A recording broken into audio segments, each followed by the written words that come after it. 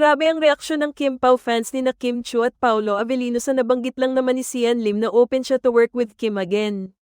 Naalala namin, nabanggit na rin ng aktres na open siya to work with Sian at parang hindi naman ganun kat-indie ang reaksyon ng mga fans.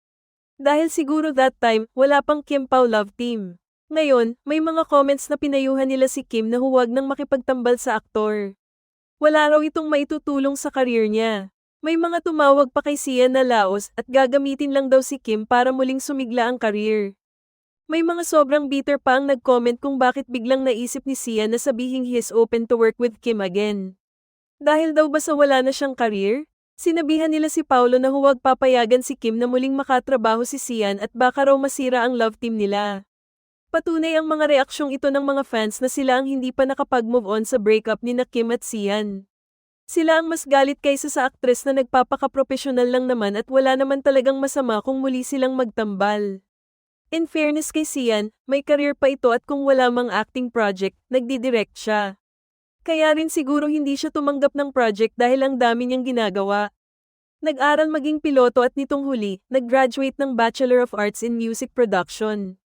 Post ni Sian, people have often asked why they don't see me as much anymore in films or what I've been busy with. The truth is, I'm still here. I never left. I've just been quietly taking it one day at a time, studying, learning, making mistakes, growing, adapting, and doing my best with the opportunities I've been given.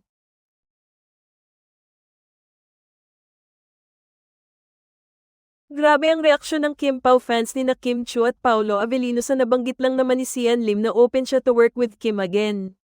Naalala namin, nabanggit na rin ng aktres na open siya to work with Sian at parang hindi naman ganun kat-indie ang reaksyon ng mga fans. Dahil siguro that time, wala pang Kim Pao love team. Ngayon, may mga comments na pinayuhan nila si Kim na huwag nang makipagtambal sa aktor. Wala raw itong maitutulong sa career niya.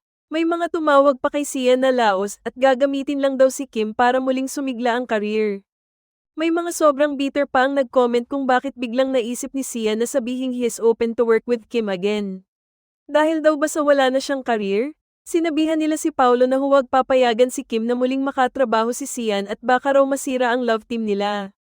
Patunay ang mga reaksyong ito ng mga fans na sila ang hindi pa nakapag-move on sa breakup ni na Kim at Sian. Sila ang mas galit kaysa sa aktres na nagpapaka-professional lang naman at wala naman talagang masama kung muli silang magtambal.